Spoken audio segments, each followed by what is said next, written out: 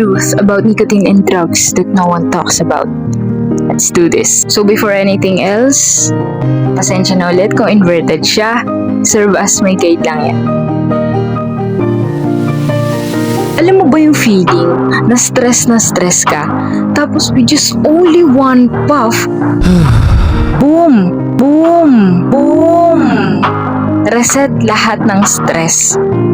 Alam ko in our generation, napakaraming nakaka-experience niyan. Especially teens, kasi we are so confused to the point na tinatry natin yung mga bagay na hindi naman talaga tama. Dirty truth about nicotine and drugs that no one talks about. Ngayon, pag-usapan naman natin, what is the scientific base behind using those chemicals? Ano ba talaga nangyayari once na ginagawa natin yun? According sa science, yung brain natin, once na nag-hit tayo ng nicotine, is nagre-release yan ng tinatawag na dopamine. Napag-usapan na natin yun sa first video ko. Ay, sa second video pala. And then that dopamine make us feel na merong reward. And this reward is what we called fake reward. Kaya natin siya paulit-ulit na hinahanap. And drugs, mas worse siya.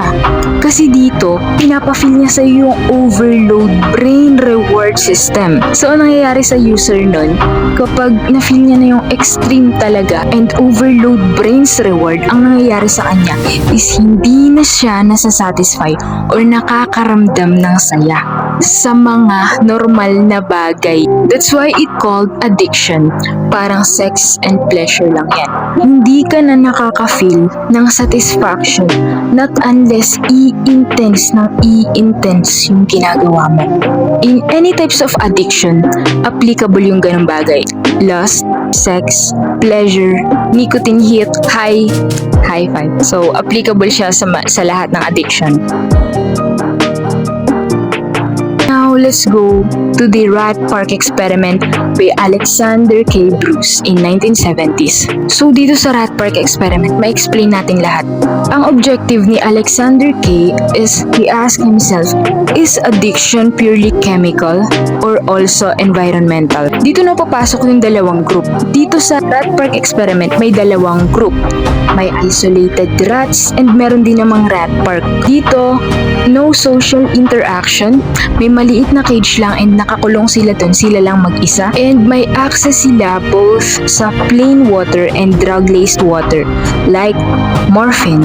And dito naman sa rat park, masaya yung environment nila, may companion, may toys, may social interaction, and higit sa lahat, may cheese. But guess what? Same access to the both water, drug-laced and plain water. So, ayun yung option. Pares lang sila. Pares may drug, pares na may plain na tubig.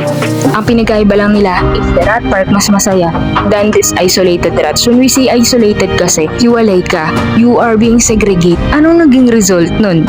So, ang naging observation sa rat park experiment ni Bruce K. Alexander is that these isolated rats, they kept on drinking drugged water. And they repeatedly chose the drug water. Sometimes to the point of death. And then dito naman sa rat park is mas pinili nila yung normal water over drugged. Doesn't even hook by it. Ang galing. Kino-conclude dun na addiction is not just purely chemical.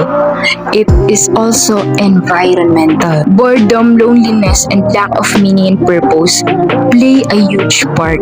But the twist, wait lang, meron pa yung twist, okay? According to psychologist Bruce K., gumawa siya ng twist. He asked himself again, what if the rats weren't isolated and miserable? So he built another large fun cage for rats called Rat Park, filled with toys, tunnels, ibang daga, maraming daga, access sa pagkain, and tubig. Dalawang tubig pa rin, drugged water and clean water.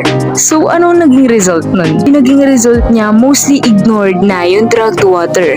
They choose clean water instead, and sobrang rare na ng case ng overdose. You know, I don't wanna say this because it's kind of personal na. But I swear, proven talaga siya. Proven siya And ang conclusion natin dyan is addiction is not just about drugs, but isolation, stress, lack of meaning, and connection.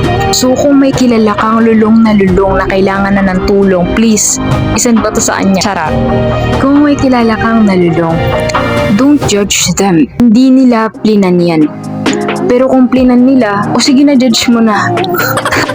Hindi, joke lang. Minsan kasi yung trauma or yung pagkakalulong, nagiging way talaga nila. Enable for them to forget something, to feel yung ginhawa sa buhay, no social connection, no companion. You know, sa buhay, we are human being and normal na sa atin yung ganung bagay na kailangan talaga natin ng social interaction sa ibang mga tao. Kailangan natin ng pagmamahal sa pamilya. Kailangan nating hanapin yung totoong purpose and meaning natin. Kailangan natin ma-feel na nai-involve tayo sa isang bagay. Kailangan natin hindi ma-feel na excluded tayo. Kailangan natin hindi masyado ma-bored. Kailangan natin hindi maging lonely. Ano ba pinagkaiba ng lonely tsaka alone?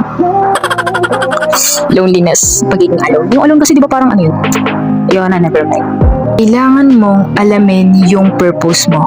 Kasi again, those things na nabanggit ko all play a huge part. So share this to someone na kailangan ng wake-up call. And please comment down your thoughts or comment down kung ano yung gusto nyo pang topics na marinig. I got this. So can you. Follow for more real talk content na walang judgment, just truth. So yun, bago matapos ang lahat, thank you so much talaga. I'm really glad na meron akong 52 subscribers. And hindi talaga ako nagpapasubscribe. Yung YouTube data kasi or metadata, siya talaga humanap ng way sa algorithm mo kung paano ka hanapin ng mga tao sa niche mo. And again, I am Diggs and I'll teach you how to dig deeper. Thank you for watching Unstock series.